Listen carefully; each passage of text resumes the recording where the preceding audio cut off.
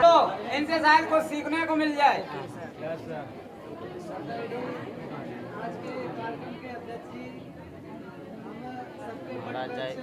जैसे विद्यालय के प्रबंधक जी, जिन्होंने 2004 से लेके इस क्षेत्र को बहुत कुछ दिया। इस क्षेत्र को शिक्षा का प्रसार हमारे प्रबंधक जी से ज़्यादा कोई नहीं ले सकता। उन्होंने 2004 से लेके आज तक लगातार इस क्षेत्र को बहुत ही, इस क्षेत्र से सैनिक जो भी योग्यता में गए हैं, कोई पुलिस में गया है, कोई डॉक्टर बना है, कोई बना है, तो सर का बहुत महान योगदान है। आज 78वां गणतंत्र दिवस है, जिसके रूप में हम लोग यहाँ इकट्ठा हुए हैं। हम भी कुछ समय पहले इसी विद्यालय से निकल के गए, झंडा कहाँ है? आगे तक इस विद्यालय ने हमें भी बहुत कुछ सिखाया और आप सब लोग को बहुत कुछ सिखा रहा है। तो जिन वीर वीरांगनाओं ने आज तक इस भारत माँ के लिए और इस धरती के लिए जिन्होंने अपनी शहादत दी, उन्हें हम नमन करते हैं। और आज जिस आज़ाद भारत में हम लोग बैठे हैं, वो आज़ादी मुश्किल से मिली है। बहुत क्रांतिकारियों का सहयोग रहा, बहुत क्रांतिकारियों ने बलिदानियां दी, तब आज इस आज़ाद भारत में हम लोग बैठे हैं। आप लोग का बहुत सौभाग्य है कि आप लोग इस आज़ाद भारत में हैं। अगर आप लोग इस आज़ाद में न होकर अगर कहीं बंदिश में होते, तब आप लोग को पता चलता कि आज़ादी हम लोग को जो मिली है उसमें हम कितने स्वतंत्र हैं। और जब किसी के बंधक में रहते हैं, जो व्यक्ति जेल में रहता है, तो जेल में व्यक्ति कितना स्वतंत्र होता है, वो कुछ भी अपनी इच्छा के अनुसार नहीं करता। आप लोग इतने सौभाग्यशाली हैं जो आप लोग आज़ाद भारत में हैं। और हमारी बहनाएं भी बहुत सौभाग्यशाली हैं, जिन्हें आज कॉलेज मिला है, विद्यालय मिला है। आप लोग के नानी के ज़माने में, आपके दादी के ज़माने में विद्यालय नहीं महिलाएं आती थी, उन्हें खाली अपना घर में चौका चूल्हा करने पर ही निर्भर लोग करते थे। और उनका एक कैटेगरी बना के रख दिया था कि आप लोग खाली घर में घर संभाल सकते हैं। लेकिन आज हमारे देश की महिलाएं कहाँ तक पहुँच रही हैं? हमारे देश की महिलाएं पायलट हैं, रक्षा के क्षेत्र में हैं, अंतरिक्ष में भी हैं, हर जगह महिलाओं का योगदान है। अपना गांधीधाम है गुजरात में, उधर एक और है, वहाँ गया हूँ, 46 महिलाएं हैं, 46 महिलाएं कमांडेड, 46 महिलाएं पूरा कमान संभालो बटालियन, 46 बटालियन BSF में है, जिसमें पूरी कैटेगरी महिलाओं की है, पूरी महिलाओं कोर्ट संभालती हैं। पूरा वहाँ दंदली क्षेत्र है और आपके पाकिस्तान की साइड से बॉर्डर बहुत दंदली क्षेत्र है, वहाँ महिलाओं की ड्यूटी है। ट्रेन में देखो हर जगह अभी अपना अंतरिक्ष में भी महिलाओं का योगदान है। आप लोग का बहुत सौभाग्य है, आप लोग पढ़ें अच्छे से, इस क्षेत्र का नाम रोशन करें, अपने गांव का नाम रोशन करें, अपने माँ बाप का नाम रोशन करें और दूसरी चीज़ों को थोड़ा इन्वॉल्व करें।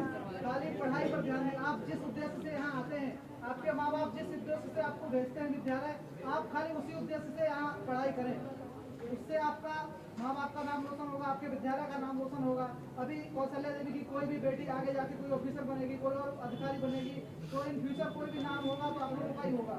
तो दूसरी चीज़ों को साइड हटाते हुए अपने कैरियर की तरफ देखें। महारानी लक्ष्मीबाई हैं, आप कितने महिलाओं से सीखती हैं। अभी प्रेजेंट में देश की राष्ट्रपति भी महिला है, द्रौपदी मुर्मू महिला राष्ट्रपति है, कहाँ नहीं है, SDM है। आप तो सब नोटिफिकेशन देखते हैं, आप लोग को सब पता है महिलाओं का बहुत योगदान है। उसी हिसाब से आप लोग भी दूसरी चीज़ों को ध्यान न देते हुए, हमारे प्रबंधक जी एक पूरे भारत में और पूरे अपने इटावा जिला में बहुत बड़ी मुहिम चला रहे, नशा मुक्ति। नशा कोई अच्छी चीज़ नहीं है। वो कहते बाबू दर्शन सिंह ने लिखा था, नशा ये नाश कर देगा, फिरोगे दाने दाने को, कटोरा हाथ में होगा न देगा कोई खाने को। नशेली व्यक्ति का कोई सम्मान नहीं करता, कोई दारूबाज होता उसका कोई सम्मान नहीं करता। जब तक वो इंसान का सम्मान तभी है जब वो शाम को पी लेता, तभी सम्मान, उसके बाद सब उसका व्यर्थ चला जाता है।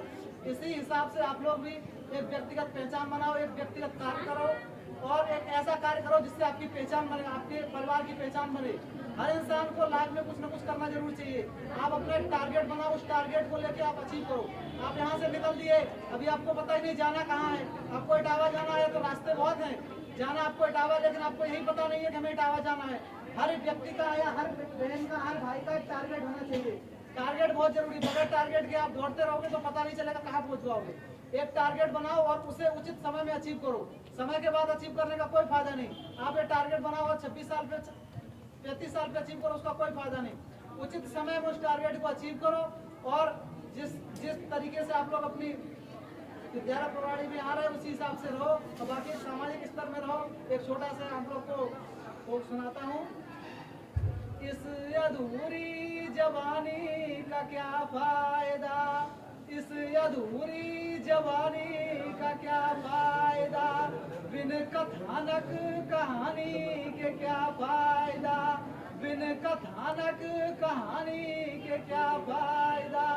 और जिसमें धुल के नजर भी न पावन बने, जिसमें धुल के नजर भी न पावन बने, आँख में ऐसे पानी का क्या फायदा, फायदा। दिन संवर जाएंगे तुम मिलो तो सही, दिन संवर जाएंगे तुम मिलो तो सही, जख्म भर जाएंगे तुम मिलो तो सही, जख्म भर जाएंगे तुम मिलो तो सही। रास्ते में खड़े दो अधूरे सपन, रास्ते में खड़े दो अधूरे सपन, एक घर जाएंगे तुम मिलो तो सही, एक घर जाएंगे तुम मिलो तो सही। वक्त के क्रूर छल का भरोसा नहीं, वक्त के क्रूर छल का भरोसा नहीं, आज जी लो कि कल का भरोसा नहीं, आज जी लो कि कल का भरोसा नहीं। वो जो देते थे अगले जन्म की खबर, वो जो देते थे अगले जन्म की खबर, उनको अगले ही पल का भरोसा नहीं, वक्त के क्रूर छल का